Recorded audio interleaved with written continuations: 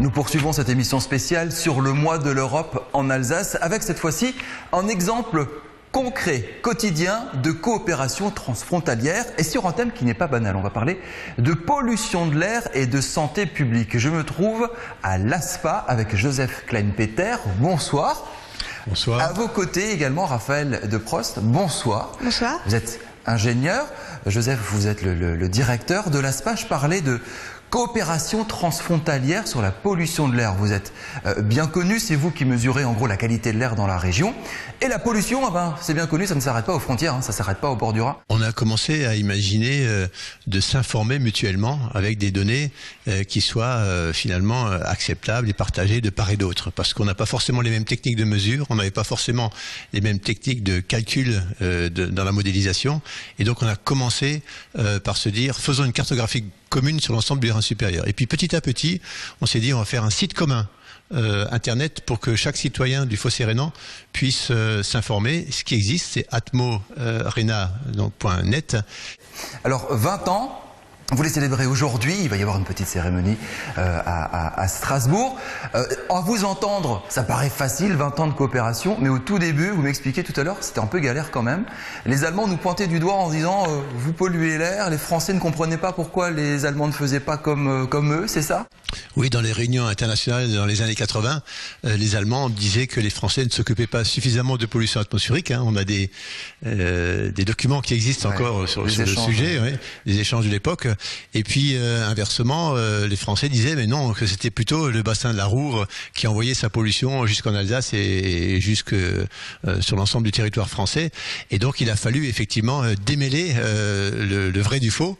Raphaël, on va parler d'Atmo-ID, ce projet dans un court instant. On parlait de coopération. Comment ça se passe, vous êtes ingénieur, avec les ingénieurs d'en face? Parler des méthodes de travail. Ils sont vraiment différents, ils ont vraiment des mesures différentes, des méthodes de travail différentes? Durant les projets Atmorena et Atmo-ID, on a vraiment pu s'intéresser par exemple aux inventaires des émissions pour lesquels les méthodes de calcul sont vraiment différentes, les données primaires également, et donc ce sont concrètement les équipes qui échangent lors de réunions, qui comparent leurs méthodes, qui comparent les résultats pour aboutir à un consensus et à une méthode homogène afin que nous puissions utiliser des données communes en Alsace et dans le Bade-Wurtemberg. Alors Atmo-ID, c'est un truc formidable. C'est le grand projet du moment, toujours dans cette coopération transfrontalière. Reprenez-moi si je me trompe. Le but du jeu est d'essayer de faire une sorte d'étude d'impact sur l'industrie, savoir qu'est-ce qui pollue, jusqu'où ça va, essayer de cibler très précisément les polluants et les zones d'émission, c'est ça ? Tout à fait. Donc, lorsqu'un nouveau site industriel va s'implanter le long du Rhin ou plus généralement dans une commune frontalière, il y a une étude d'impact qui est réalisée aussi bien en France qu'en Allemagne. Et la question du projet, c'est est-ce que l'étude d'impact réalisée par un bureau d'études en France va être bien comprise du côté allemand, aussi bien par les administrations. Il faut que la méthodologie soit la même. Tout à fait. Il faut que les données soient compréhensibles et que les résultats soient présentés de la façon habituellement utilisée dans l'autre pays. Donc c'est l'objet vraiment du projet Atmo-ID d'établir une fusion des pratiques côté français et côté allemand. Joseph, on est d'accord qu'avec ce genre d'outils, on n'est plus du tout dans la démarche c'est toi qui pollue plus, c'est moi qui pollue moins.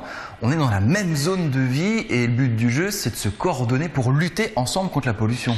On est vraiment passé effectivement d'un stade de la défiance à un stade d'une nouvelle confiance pour pouvoir travailler en partenariat, et finalement ça a intéressé aussi bien les administrations en charge notamment des inspections des installations classées pour la protection de l'environnement, pour les arrêtés d'exploitation, mais ça intéresse aussi les collectivités qui doivent donner des avis sur les nouvelles implantations. Ça intéresse aussi fortement les organisations citoyennes, côté allemand comme côté français d'ailleurs, qui ne savaient plus très bien à quel sein se vouer en termes d'information, en disant est-ce qu'on essaye de nous gruger ou pas.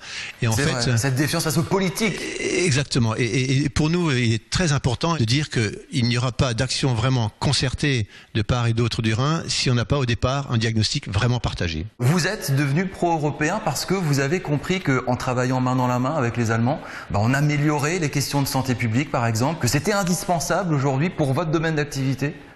Oui, c'était indispensable parce que il y a quand même un gros problème de santé publique, vous l'avez dit au début, lié à la pollution atmosphérique.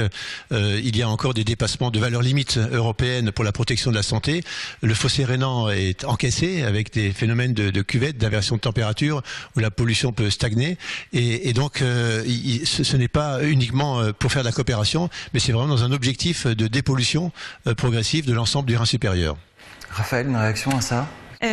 Un exemple très concret pour le grand public, c'est que nous avons en France des indices de qualité de l'air qui vont de 1 à 10 et en Allemagne il y a des indices de qualité de l'air qui ont une échelle différente qui vont de 1 à 6. Donc concrètement sur le site Atmorena, le grand public peut consulter les indices du jour ou les indices prévus avec des indices français pour tout le Rhin supérieur ou avec des indices allemands également pour l'ensemble du Rhin supérieur. Merci beaucoup Joseph, merci beaucoup Raphaël de nous avoir expliqué ces 20 ans de coopération transfrontalière ici à l'ASPA avec les voisins.